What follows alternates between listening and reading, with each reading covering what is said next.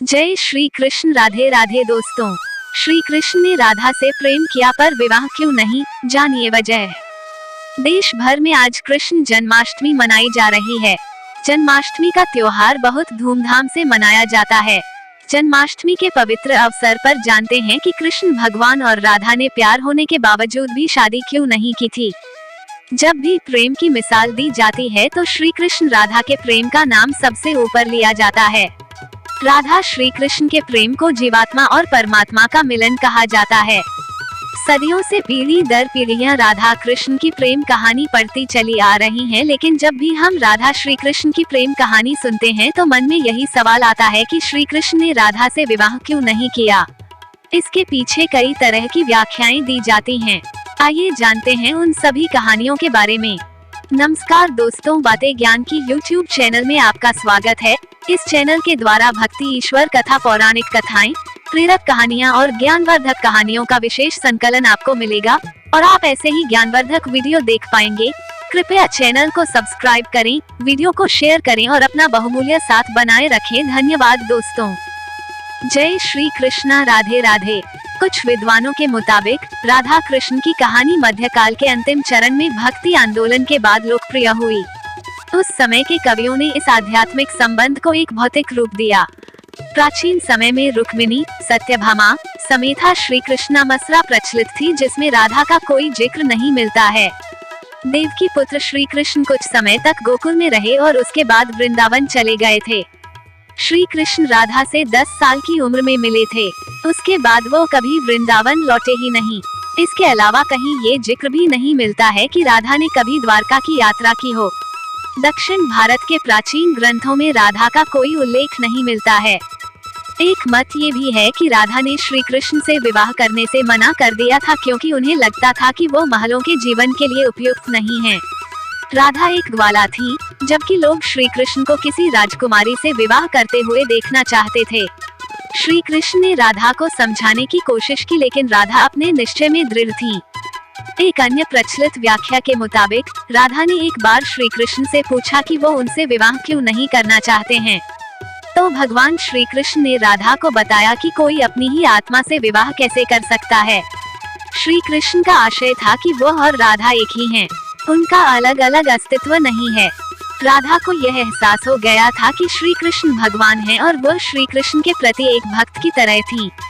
वो भक्ति भाव में खो चुकी थी, जिसे कई बार लोग भौतिक प्रेम समझ लेते हैं। इसलिए कुछ का मानना है कि राधा और श्री कृष्ण के बीच विवाह का सवाल पैदा ही नहीं होता है। राधा और श्री कृष्ण के बीच का रिश्ता एक भक्त और भगवान का है। राधा का श्री कृष्ण से अलग अस्तित्व नहीं है। विवाह के लिए 2 लोगों की आवश्यकता होती है। कुछ लोग इसकी इस तरह से भी व्याख्या करते हैं कि सामाजिक नियमों ने राधा कृष्णा की प्रेम कहानी में खलनायक की भूमिका निभाई। राधा और श्री कृष्ण की सामाजिक पृष्ठभूमि उनके विवाह की अनुमति नहीं देती थी। राधा को ठीक तरह से समझने के लिए रस और प्रेम के रहस्य को समझना होगा। ये आध्यात्मिक प्रेम की आनंददायक अनुभूति है। एक व्याख्या के अनुसार कृष्ण और राधा ने बचपन में खेल खेल में शादी की थी। जैसे कि कई बच्चे शादी का खेल खेलते हैं, लेकिन असलियत में दोनों का विवाह कभी नहीं हुआ। वैसे भी उनका प्यार वैवाहिक जीवन के प्यार से ज्यादा स्वाभाविक और आध्यात्मिक था। श्री कृष्ण और राधा एक दूसरे रूप से आत्मीय तौर पर जुड़े हुए थे, इसीलिए हमेशा राधा कृष्णा कहा जाता है, रुक्मिणी कृष्णा नहीं। रुक्मिणी ने भी श्री कृष्ण को पाने के लिए बहुत जतन किए थे। वो अपने भाई रुक्मी के खिलाफ चली गई थी। रुक्मिणी भी राधा की तरह श्री कृष्ण से प्यार करती थी। रुक्मिणी ने श्री कृष्ण को एक प्रेम पत्र भी भेजा था कि वो आकर उन्हें अपने साथ ले जाएं। प्रेम पत्र में रुक्मिणी ने 7 श्लोक लिखे थे। रुक्मिणी का प्रेम पत्र श्री कृष्ण के दिल को छू गया और उन्हें रुक्मिणी का अनुरोध स्वीकार करना पड़ा। इस तरह रुक्मिणी श्री कृष्ण की पहली पत्नी बन गयी। वहीं दूसरी तरफ श्री कृष्ण और राधा को विवाह की आवश्यकता ही नहीं थी। राधा श्री कृष्ण के बचपन का प्यार थी। श्री कृष्ण जब 8 साल के थे तब दोनों ने प्रेम की अनुभूति की। इसके बाद पूरी जिंदगी श्री कृष्ण से नहीं मिली। राधा श्री कृष्ण के दैवीय गुणों से परिचित थी। उन्होंने जिंदगी भर अपने मन में प्रेम की स्मृतियों को बनाए रखा। यही उनके रिश्ते की सबसे बड़ी खूबसूरती है। ब्रह्मवैवर्त पुराण के अनुसार पृथ्वी पर आने से पहले राधा की एक बार कृष्ण की सेविका श्रीदामा से बहस हो गई थी। राधा रानी क्रोधित हो गईं और श्रीदामा को राक्षस के रूप में पैदा होने का श्राप दे दिया। बदले में श्रीदामा ने भी राधा को श्राप दे दिया कि वो एक मानव के रूप में जन्म लेंगी और अपने प्रियतम से 100 साल के लिए बिछड़ जाएंगी। उसके बाद तुम्हें फिर से श्रीहरि की संगति प्राप्त होगी और तुम गोकुल को वापस लौटोगी। ऐसी भी मान्यता है कि श्री कृष्ण ने राधा से इसलिए विवाह नहीं किया क्योंकि वह साबित करना चाहते थे कि प्रेम और विवाह दो अलग अलग चीजें हैं। प्रेम एक निस्वार्थ भावना है, जबकि विवाह एक समझौता या अनुबंध है। एक मत के मुताबिक श्री कृष्ण ने राधा से इसलिए विवाह नहीं किया ताकि मनुष्यों को आंतरिक प्रेम के बारे में सिखाया जा सके।